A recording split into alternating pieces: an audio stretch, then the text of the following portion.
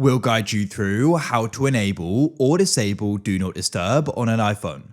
If you find this useful, then consider subscribing and liking the video. Do Not Disturb is a feature on an iPhone and other Apple devices. It will go and silence all notifications. You can make exceptions to this, but in general, when it's enabled, notifications are going to go and be silenced. When they come through on your iPhone, they won't go and make a sound, and they won't even go and pop up as well.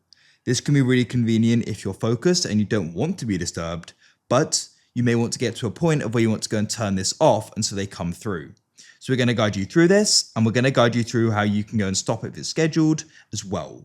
So let's go and get started. So a quick and easy way of doing this is by opening up the control center.